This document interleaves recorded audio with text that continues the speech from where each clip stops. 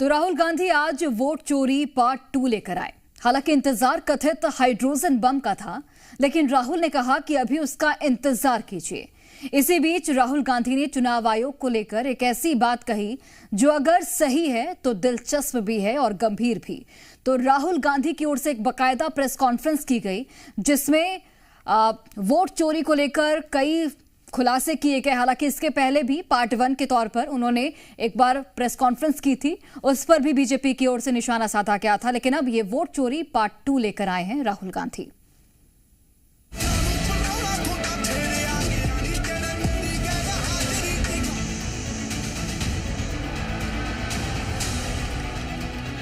Lok Sabha after Lok Sabha चोरी हो रही है। राहुल गांधी इस देश के वोटर्स का अपमान कर रहे हैं। यह इनकी डिटेल लिस्ट देख लीजिए। बार बार राहुल गांधी जी का प्रयास है कि लोकतंत्र पर प्रहार किया जाए, भारत के लोकतंत्र को कमजोर किया जाए, जनता को गुमराह किया जाए। क्या चुनाव आयोग में राहुल गांधी ने कोई जासूस ढूंढ लिया है?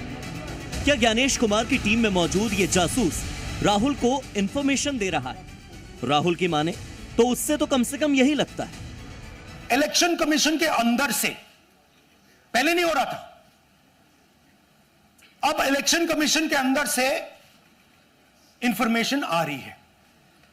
यह रुकेगा नहीं, यह रुक नहीं सकता है, क्योंकि हिंदुस्तान की जनता इस बात को एक्सेप्ट नहीं करेगी। एक बार हिंदुस्तान की जनता को, हिंदुस्तान के युवाओं को पता लग गया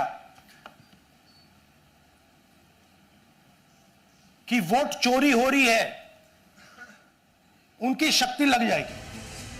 हाइड्रोजन बम आज भले ही न फूटा हो, लेकिन आयोग में अपने जासूस की बात कहकर जाहिर है एक बड़ी सिरदर्दी और काम राहुल गांधी ने ज्ञानेश जी को जरूर दे दिया है। वैसे हाइड्रोजन बम की डेडलाइन बढ़ाकर राहुल ने बिहार चुनाव से पहले माहौल बनाए रखने की कोशिश भी की है। राहुल जी, हाइड्रोजन बम में ब्लैक एंड व्हाइट है। मैं फाउंडेशन लगा रहा हूं, मैं फाउंडेशन क्रिएट कर रहा हूं, है हमारे पास। मैं स्टेज पे बिना प्रूफ के नहीं चढ़ूंगा, बता रहा हूं। अपने कथित वोट चोरी के आरोप पर आज राहुल गांधी अपना दूसरा एपिसोड यानी पार्ट 2 लेकर आए थे, लेकिन यह अभियान 2 से 3 महीने चलने की बात कहकर मैसेज दे दिया कि अभी इसके कई सीक्वल्स आने बाकी हैं। और इन सब के बीच राहुल देश और खास तौर से युवाओं के जहन में अपने दावे को उतारने की कोशिश करते रहेंगे।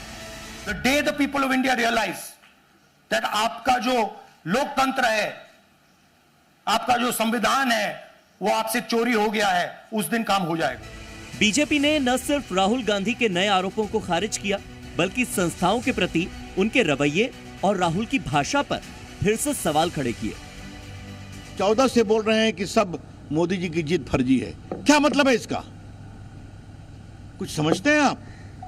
राहुल गांधी इस देश की जनता का अपमान कर रहे हैं। राहुल गांधी इस देश के वोटर्स का अपमान कर रहे हैं। जिन्होंने नरेंद्र मोदी को इतना वोट दिया, जिताया, तो अब नहीं समझते हैं कि जनता फिर जवाब देगी कि जब जब राहुल गांधी जी आरोप लगाया और उसके कोर्ट गए, तो बार बार इनको मुंह की खानी पड़ी।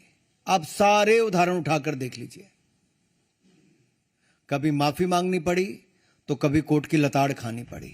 तो क्या इसी डर से राहुल गांधी जी शपथ पत्र नहीं दे रहे हैं? बिहार में चुनाव है, इसके बाद पश्चिम बंगाल की बारी आएगी।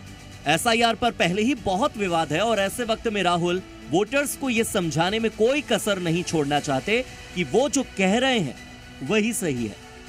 ब्यूरो रिपोर्ट, जी मीडिया।